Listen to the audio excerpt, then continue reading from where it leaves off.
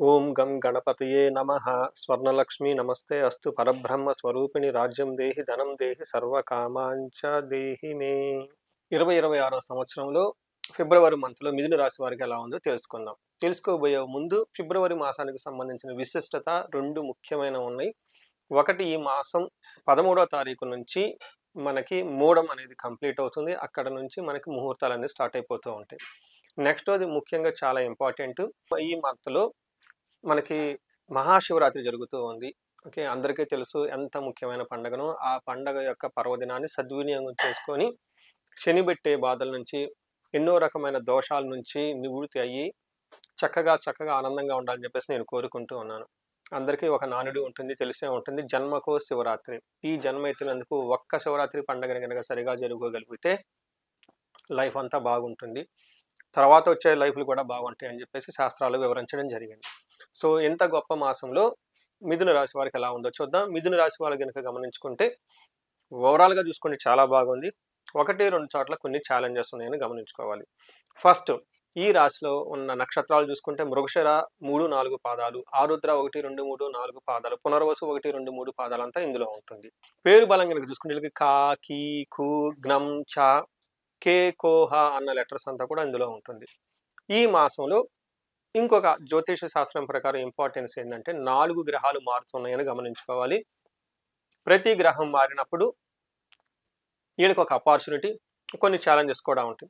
First గ్రహం ఇందులో మారేది ఏమిటంటే 3వ తారీఖున బుధుడు మారుతూ ఉన్నారు, 6వ తారీఖున శుక్రుడు మారుతూ ఉన్నారు, 13వ తారీఖున సూర్యుడు మారుతూ ఉన్నారు, 23వ తారీఖున కుజుడు మారుతూ ఉన్నాడు. మారిన ప్రతిసారి కూడాను చాలా ఆపర్చునిటీస్, అలానే కొంచెం ఛాలెంజెస్ కూడా ఉన్నాయి. అవి ఏంటో చూద్దాం. ఈ మంత్ ఓవరాల్గా కనుక మనం చూసుకుంటే ఈ రాశి వాళ్ళకి మనకు సంస్కృతంలో లఘు గోచారం, సూక్ష్మ గోచారం అన్న ప్రకారం చూస్తే 4 మాటల్లో మనకు మహర్షులు చెప్పారు. అదేంటంటే ద్వేషం, మృతిం, విఘ్నం, స్త్రీ సుఖాప్తి అంటారు. అంటే వీళ్ళ చుట్టూ ద్వేషించే వాళ్ళు ఉన్నా వాళ్ళని అధిగమించి ముందుకెళ్ళిపోయే అవకాశం ఎక్కువగా ఉంటుంది. 8వ ఇంట్లో కుజుడు ఉండటంతో కొన్ని విషయాల్లో చాలా జాగ్రత్తగా ఉండాల్సి ఉంటుంది. ఆటంకాలు ఎక్కువగా ఉండే అవకాశం ఎక్కువగా ఉంటుంది. దీంతో పాటు మీకు 9వ స్థానంలో శుక్రుడు ఉండటంతో చక్కగా అన్ని విషయాల్లో ఎంజాయ్గా, భోగంగా, ఆధ్యాత్మికంగా గొప్పగా ఉండే అవకాశం ఉంటుంది. సో చూసారు కదండి, ఏ ప్రకారంగా చూసుకున్నా కానీ మీకు ఎక్కువగా మంచి జరిగే అవకాశం ఎక్కువగా ఉండి కొన్ని ఛాలెంజెస్ ఉన్నాయి. మన డీటెయిల్స్ కనుక చూసుకుంటే సూర్యుడు వీళ్ళకి 9వ స్థానంలో ఉండి 3వ స్థానాన్ని చూడటంతో ఇక్కడ ఏమవుతుందంటే వ్యవహారం మిక్స్డ్గా ఉండే అవకాశం ఉంటుంది. అంటే ఓవరాల్గా బాగుంటుంది. ఏ ప్రకారం బాగుంటుంది? ఓవరాల్గా చాలా బాగుంటుంది అన్ని విషయాల్లో. కానీ సూర్యుడు ఇక్కడ వీళ్ళకి ఇచ్చే ఛాలెంజెస్ ఏంటంటే నింద అపరాధ కలహం నిర్దోషచ్చ. ఇది సంస్కృతంలో మహర్షులు చెప్తారు. నింద అపరాధ అంటే ఈ టైంలో మీరు అపరాధి అంటే ఎలాంటి తప్పు లేకపోయినా మీ మీద నిందలు పడే అవకాశం ఎక్కువగా ఉంటుంది, మీతో గొడవలు పడే అవకాశం ఎక్కువగా ఉంటుంది. నిర్దోషచ్చ అంటే పాపం మీరు చాలా మంచివాళ్ళు, కానీ మంచి వాళ్ళని మిమ్మల్ని పట్టుకొని మీ మీద గొడవలు వేసే అవకాశం ఎక్కువగా ఉంటుందని గమనించుకోవాలి. దీనితో పాటు ధనక్షయం, పుణ్యలాభార్థ నాశాచ. మంచి ఉద్దేశంతో ఏదైనా కనుక పని చేస్తే జనాలు మిస్అండర్స్టాండ్ చేసుకుంటారు. దానికి సరైన గుర్తింపుని మిమ్మల్ని కొంచెం ఏమని చేస్తారు, ధనం ఖర్చు పెట్టే విధంగా చేసే అవకాశం ఎక్కువగా ఉంటుందని గమనించుకోవాలి. కానీ ఓవరాల్గా చాలా బాగుంటుంది. మీకు కుజుడు మీకు 8th హౌస్లో ఉండటంతో ఇక్కడ మిక్స్డ్ రిజల్ట్ ఉంటుంది. ఫస్ట్ పాజిటివ్ సైడ్లో చూసుకుంటే ధన సంపాదన వస్తుంది, ఏ పని చేసినా సక్సెస్ చక్కగా కలిసి వస్తుంది. మరి ఏ విషయంలో ఛాలెంజ్ ఇస్తున్నారంటే వీళ్ళకి స్థాన నాశన రుణచ్ఛేద. అంటే మీరు చేస్తున్న ప్రొఫెషన్లో కానివ్వండి, వృత్తిలో కానీ ఛాలెంజింగ్గా ఉండే అవకాశం ఎక్కువగా ఉంటుంది. అనుకున్న పని కాకుండా, మీ ఎక్స్పెక్టేషన్స్ విధంగా కాకుండా వేరే విధంగా ఉండే అవకాశం ఎక్కువగా ఉంటుంది. దీనితో పాటు రుణచ్ఛేద, విపరీతమైన అప్పుల వల్ల అవమానాలు జరిగే అవకాశం ఉంటుందని గమనించుకోవాలి. లాస్ట్ మోస్ట్ ఇంపార్టెంట్, శుక్రుడు మీకు 9వ ఇంట్లో ఉండటంతో దీనికి మహాభాగ్య యోగం అంటారు. 9వ స్థానంలో శుక్రుడు ఉంటే మహాభాగ్యాన్ని ఇస్తారు. ఏ విధంగా? లగ్జరీ, కంఫర్ట్, ఆనందం, సుఖం, లవ్, రొమాన్స్, అలానే భార్యాభర్తల అన్యోన్యత, ఇట్లాంటి వ్యవహారాల్లో, అలాంటి తీర్థయాత్రలు చేయటం, ధర్మబద్ధంగా ఉండటం, పెద్దవాళ్ళని గౌరవించటం, ఇలాంటి విషయాలన్నింటిలోనూ చాలా చక్కగా ఉంటుందని గమనించుకోవాలి. మనకు సంస్కృతంలో ఒక సెంటెన్స్ చెప్తారు. దాని మీనింగ్ ఏంటంటే వస్త్రలాభో మహారోగ్యం గురు భక్తి స్యాద్ ధర్మకృత్ చిత్తశుద్ధి అభిష్టార్థ నవమస్తేద్ భవేద్ గురు శుక్ర అంటారు. అంటే శుక్రుడు 9వ ఇంట్లో అంటే ఏమవుతుంది, మంచిగా బట్టలు కట్టుకుంటారు, ఆరోగ్యం బాగుంటుంది, పెద్దల యందు గురువుల యందు భక్తి ఉంటుంది, ధర్మ కార్యాలు చక్కగా చేస్తూ ఉంటారు, చిత్తశుద్ధి మీ ఇంట్యూషన్ చాలా స్ట్రాంగ్గా పవర్ఫుల్గా ఉంటుంది, అనుకున్న పనులన్నీ చేసుకుంటూ ఉంటారు.